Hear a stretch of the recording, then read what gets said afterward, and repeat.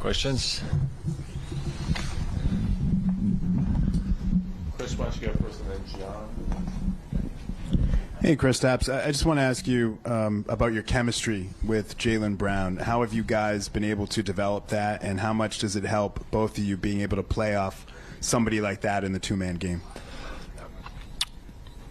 Yeah, I absolutely love playing with JB. I think we're starting to connect more and more, and it's becoming just like natural for us. And and I'm learning his game. I'm learning the situations he likes to be in, and as you could see, we're having some success with it, and it's really fun. It's really fun to play with him, and look forward to more of those plays. When it comes to that connection there, like what are you seeing? What's been the development, and like where have you been able to find those opportunities to really kind of break free, catch a lot of lobs, catch a lot of stuff at the rim? Honestly, it's just him making the game like easy for me. I'm just making reads off of him. If he comes off and he wants to hand off, boom, I hand it to him. I start rolling. He kind of plays that game a little bit, and then he just either finish or throw the lob, and he's making it easy for me. And he's so explosive and so quick with those back cuts and things like that, that's also kind of natural for me to just hit him on those back cuts and things like that. So, all credit to JB. Yeah, but like you even have like little behind the back flip to him, flowing into a pick and roll, flowing into an alley, like that kind of stuff. It's not just making the right read. It just seems like, I don't know, every once in a while, just like two guys on a team, they just have this thing. Yeah.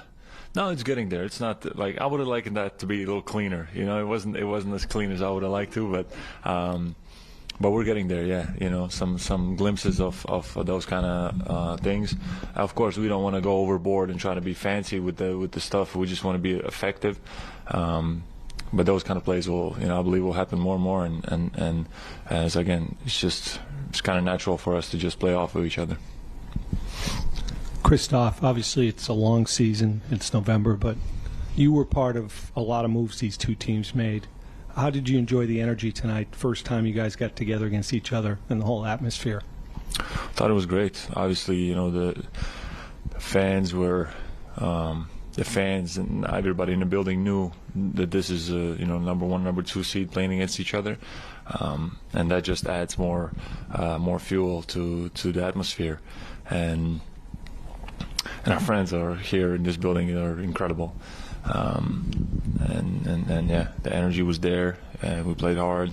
They made a good push at the end, almost made a comeback, but we held strong, and JT knocked down those free throws at the end, and we sealed the game, and that's it. So, but definitely, a good team to measure ourselves against. Kristaps, how have you seen Jaylen work on that playmaking game? You give him credit for making the game easy for you. You see him out on the court working on it a lot in film. Just what have you kind of seen of his process at getting better at that area of his game? Well, I don't know. I mean, I didn't watch him, or I didn't see him up close. All these years like this. Like I just know him from playing with him this season.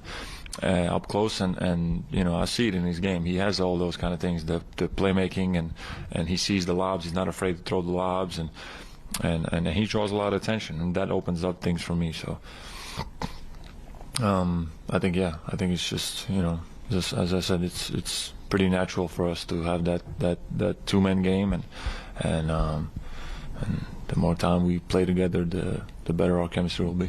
He's talked about the car rides you guys have had, living in the same building. Getting that chance to know him as a person, like, what have you kind of taken away from that? And does that help on the court, kind of having those conversations? Yeah, 100%. We sit next to each other on the plane, so we talk all the time. And JB's he's a funny guy. He's smart, intelligent, funny. We just click, and that translates on the court, and I think it's, as I said, I think it's only going to get better. KB on your left. Going back to the atmosphere, last year Wizards games weren't the most intense crowds, maybe. You've just like in the last week or so with Philly, this game, opening night, you've been through some of these kind of like huge marquee games with extreme intensity. Yeah. How has that affected you? Like, does it make you play with more juice, especially on the defensive end? I would say it does. It does. It definitely gives me extra, extra passion, extra. It's just natural for all of us players. We want to play, in front of big crowds, great energy. For me, maybe a little bit too much because I have to, relax a little bit. But I'm of course enjoying it, and I can kind of compare it to my rookie year and my first few years in the league when I was playing for the Knicks. Playing there was also incredible, and all the places I've been, it's different in each place, but definitely, what stands out is, New York and here in Boston.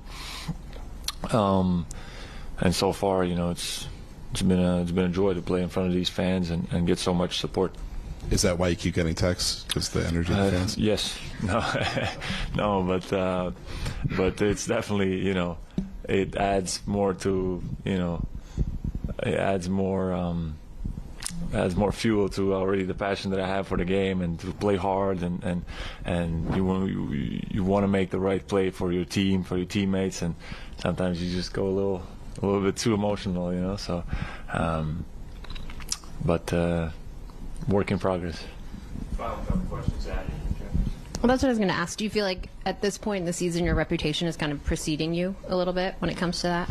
What does that mean, the preceding text, me? like the refs are almost looking for you at that No, point. I don't think so. I honestly don't think so. I always have very cordial conversations with the refs. It's just okay, I reacted. I didn't even say nothing. I just clapped my hands, and of course, clapping hands it doesn't look good, and this is just small things that I have to be aware of and not get caught into that, emotion in that moment because, I cannot, I just cannot keep doing this. So, and it's not the end of the world, but definitely have to be smarter about it, and that's it. That's it. Again, I'm just enjoying playing here and being full of emotion and that that emotion is coming out maybe a little bit. And then you called it a measuring stick. What did you learn about this group tonight?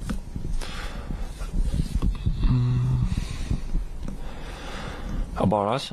Yeah. I think good question. I don't know. I think we have each other's back. Drew didn't have the best game.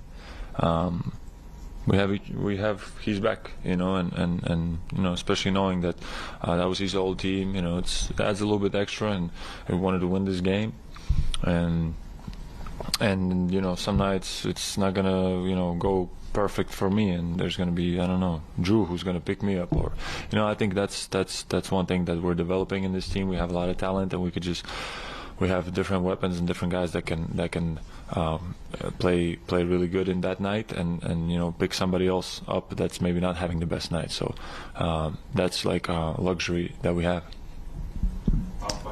Hey, Kristaps, you mentioned, the Bucks made a run at the end of the game there. That's kind of happened in the Hornets and Grizzlies games, too. Do you feel like you guys have been taking your foot off the gas at the end of these games, and how do you avoid that? Good question. I don't know. As a player, I don't feel like it, but maybe we can execute a little bit better. The pressure is up. These teams also, they make some big shots. Like Charlotte made some big shots at the end. Dame, made some things happen towards the end. So, against the talented teams, it can get dangerous. You can hit two big shots, and it can get dangerous towards the end. So we just have to stay poised, which I think we have done. Stay poised, execute on our end, and make sure we make it as difficult as we can for the other team, and then I believe it will go in our favor. Cool. Thanks, guys.